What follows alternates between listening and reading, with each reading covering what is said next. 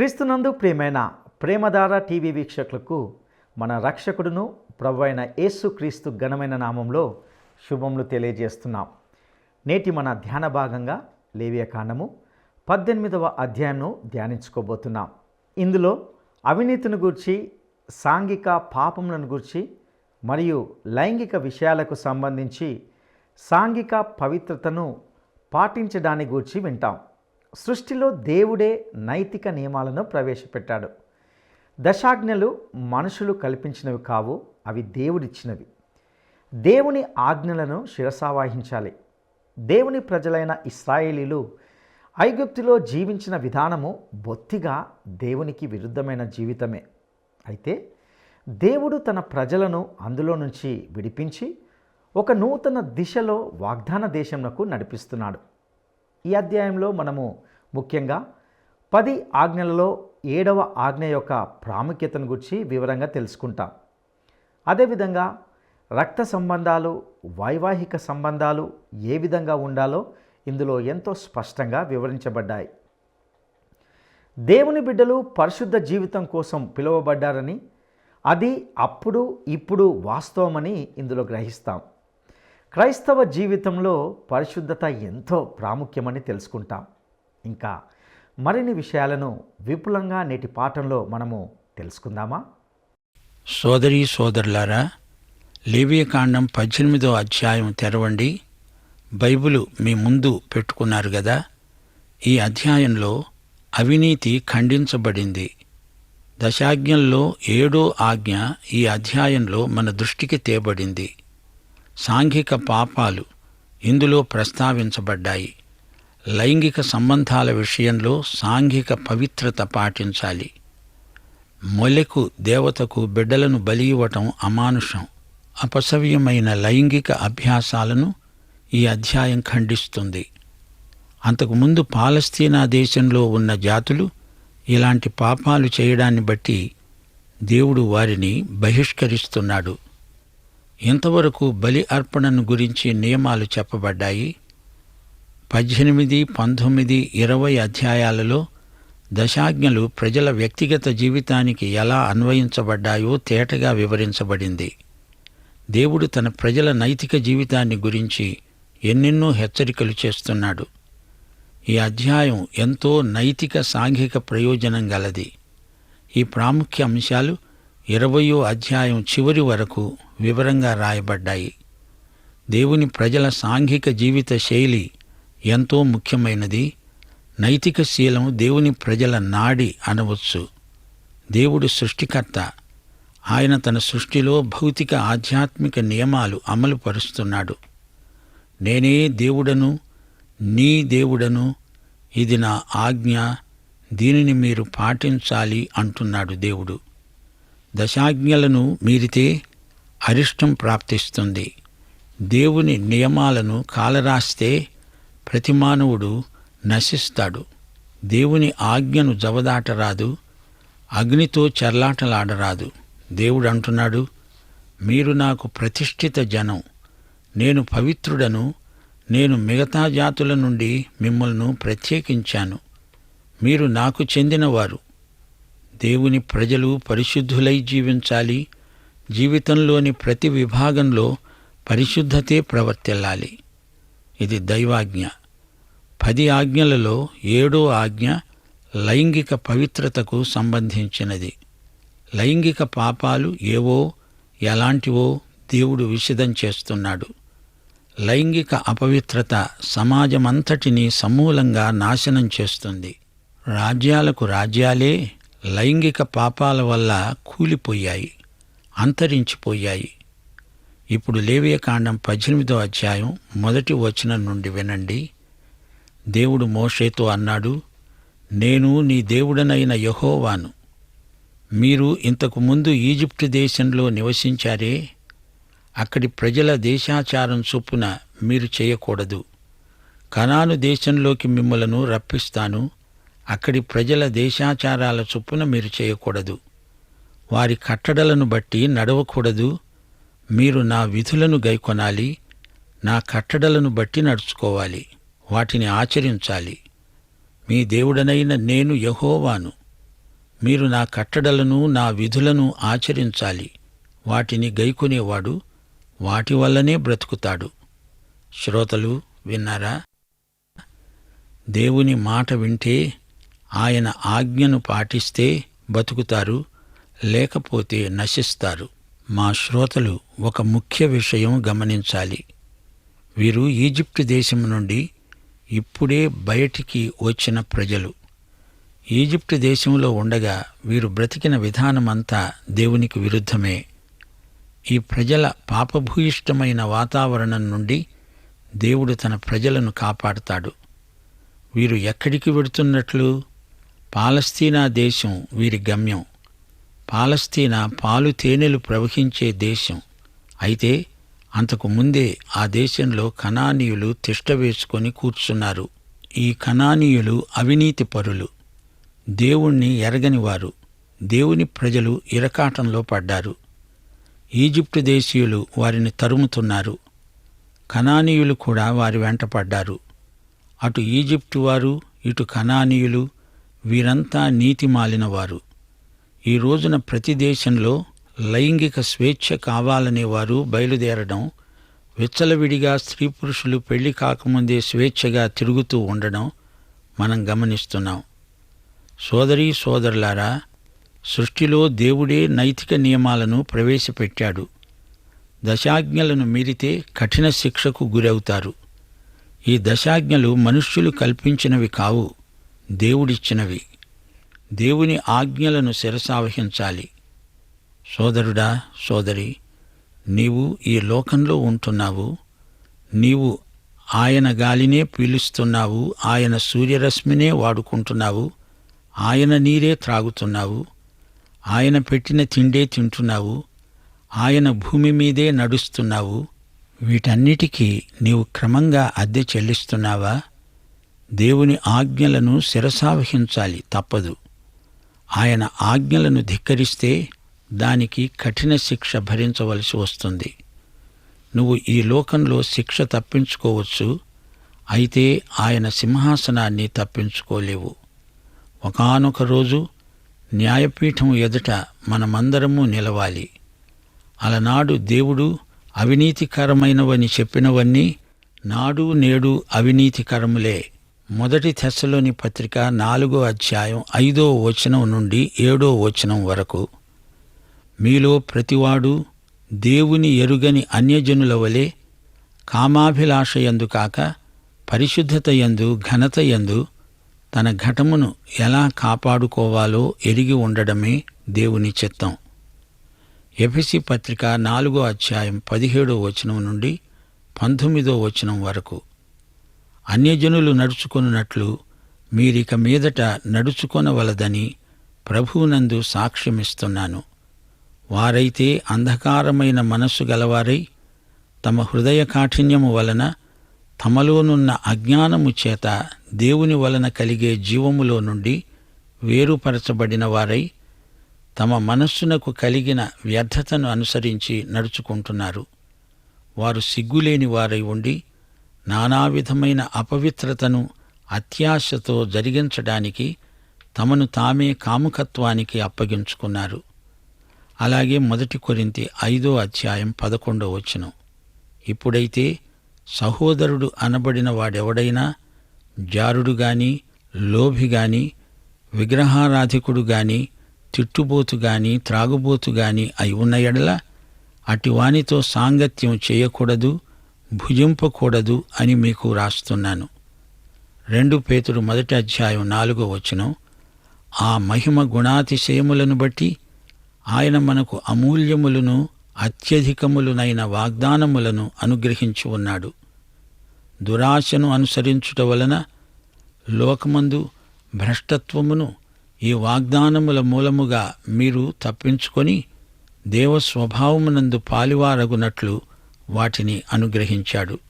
సోదరీ సోదరులారా, కొత్త నిబంధనలో ఈ వచనాలు వింటున్నప్పుడు మీకు ఏమనిపిస్తోంది? దేవుని బిడ్డ పరిశుద్ధ జీవితం కోసం పిలువబడ్డాడు. అప్పుడు ఇప్పుడు ఎల్లప్పుడూ ఇది వాస్తవమే. 1 కొరింథీ 3వ అధ్యాయం 16-17 వచనాలు.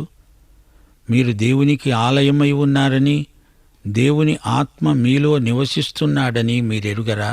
ఎవడైనా దేవుని ఆలయాన్ని పాడు చేస్తే దేవుడు వానిని పాడు చేస్తాడు. దేవుని ఆలయము పరిశుద్ధమై ఉన్నది, మీరు ఆ ఆలయమై ఉన్నారు. ఎఫెసీ పత్రిక 1వ అధ్యాయం 4వ వచనం, 1 పేతురు 1వ అధ్యాయం 16వ వచనం.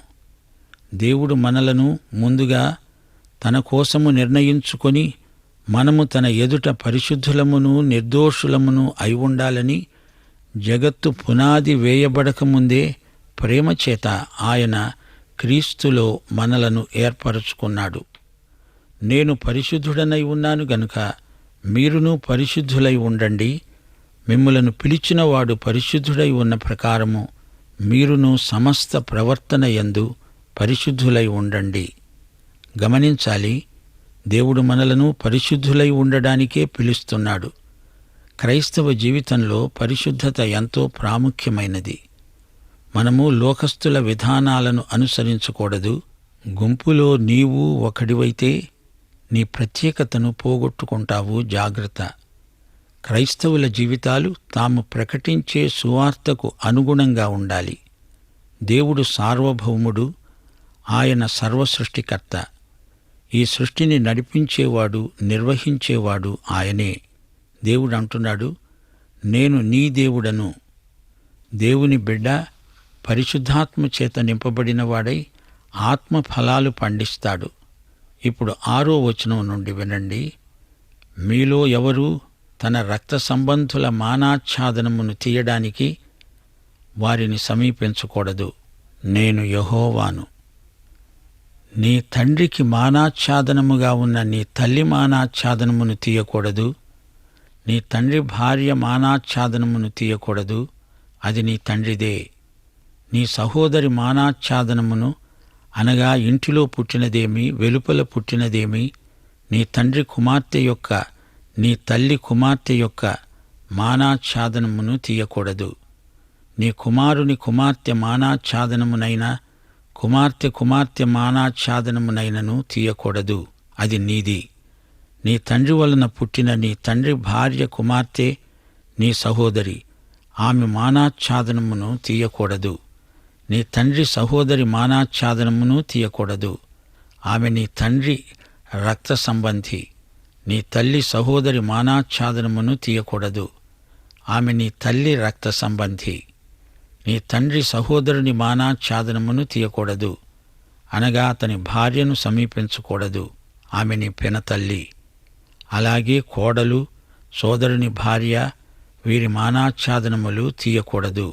ఒక స్త్రీ, ఆమె కుమార్తె, ఆమె మనుమరాలు, వీరి మానాచ్ఛాదనములు తీయకూడదు. ఎందుకనగా వీరు రక్త సంబంధులు. అది దుష్కామ ప్రవర్తన. నీ భార్య బ్రతికి ఉండగా ఆమెను పీడించడానికి ఆమె సహోదరిని పెళ్లి చేసుకోకూడదు. అపవిత్రత వలన స్త్రీ కడగా ఉన్నప్పుడు ఆమెను సమీపించకూడదు. నీ పొరుగువాని భార్యతో సంపర్కం పెట్టుకోకూడదు. 21వ వచనం. నీవు ఏమాత్రమూ నీ సంతానమును మొలెకు అగ్నిగుండమును దాటనీయకూడదు. నీ దేవుని నామమును అపవిత్రపరచకూడదు. నేను యెహోవాను. స్త్రీ పురుషులలో స్వజాతి సంపర్కం హేయం. మానవుడు జంతు సంపర్కం చేయకూడదు, అది విపరీతం. గమనించాలి, దగ్గర బంధువులలో లైంగిక సంపర్కం నిషిద్ధం. 7వ ఆజ్ఞను ఈ అధ్యాయం వివరిస్తోంది. రక్త సంబంధులతో లైంగిక సంబంధాలు పెట్టుకోకూడదు. నేను యెహోవాను, మీ దేవుడను, గనుక మీరు ఇలాంటి అవాచ్యమైన పనులు చేయకూడదు. కొరింథీ సంఘంలో ఇలాంటివి జరిగాయి. 1 కొరింథీ 5వ అధ్యాయం 1వ వచనం.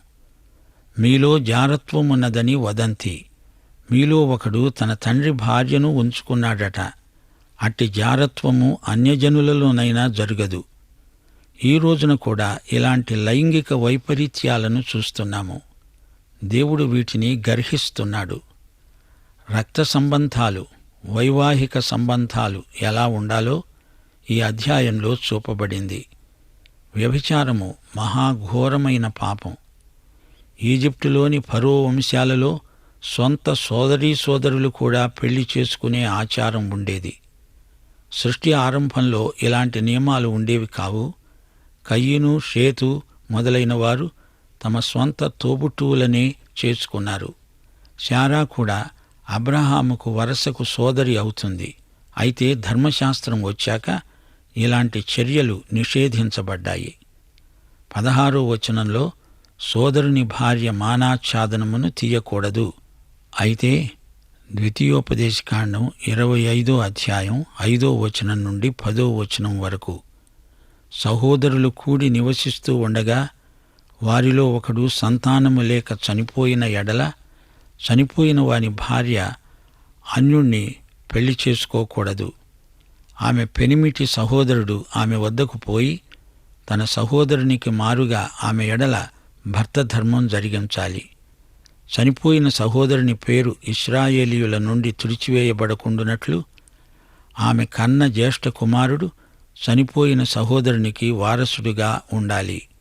అతడు తన సహోదరుని భార్యను పరిగ్రహింపనొల్లని ఎడల వాని సహోదరుని భార్య పట్టణపు గవినికి అనగా పెద్దల యొద్దకు పోయి, నా పెనిమిటి సహోదరుడు ఇశ్రాయేలీయులలో తన సహోదరునికి పేరు స్థాపింపనని చెప్పి దేవర ధర్మము చేయనొల్లడు అని తెలుపుకోవాలి.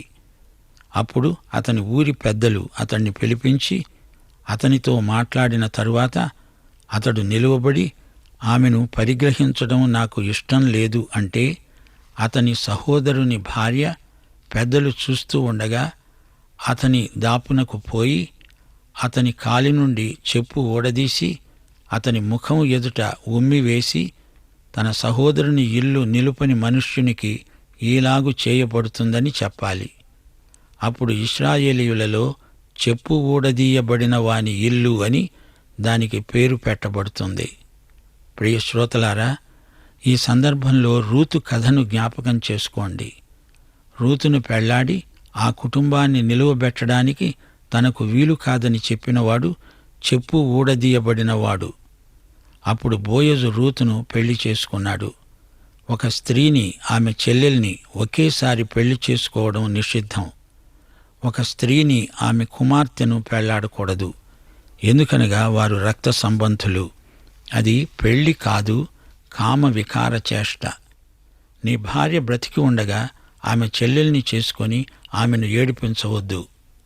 యాకోబు అచ్చం ఇదే తప్పు చేశాడు. లేయాను ఆమె చెల్లెలు రాహేలును పెళ్లాడాడు. అందుకే ఆ కుటుంబం అన్ని అగచాట్ల పాలైంది.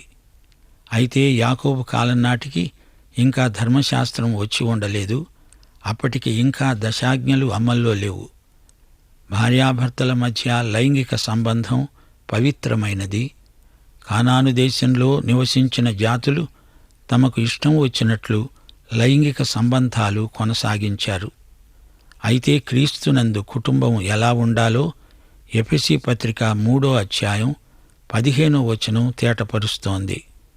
ప్రేమయందు వేరుపారి స్థిరపడి సమస్త పరిశుద్ధులతో కూడా దాని వెడల్పు, పొడవు, ఎత్తు, లోతు ఎంతో గ్రహించడానికి తగిన శక్తి మనకు కావాలి. దేవుని కుటుంబం పవిత్రతకు పెట్టింది పేరు. సాక్ష్యపు గుడారంలో ఆరాధన స్థలం పవిత్రం. 1 కొరింథీ 7వ అధ్యాయం అంతా చదివితే దేవుని కుటుంబమందలి ప్రేమ ఎలాంటిదో అర్థమవుతుంది. ప్రతివానికి స్వంత భార్య ఉండాలి. ప్రతి స్త్రీకి స్వంత భర్త ఉండాలి. భర్త భార్యకు, భార్య భర్తకు వారి వారి ధర్మములు నడపాలి. భర్తకే కాని భార్యకు తన దేహముపై అధికారం లేదు. అలాగే భార్యకే కాని భర్తకు తన దేహముపై అధికారం లేదు.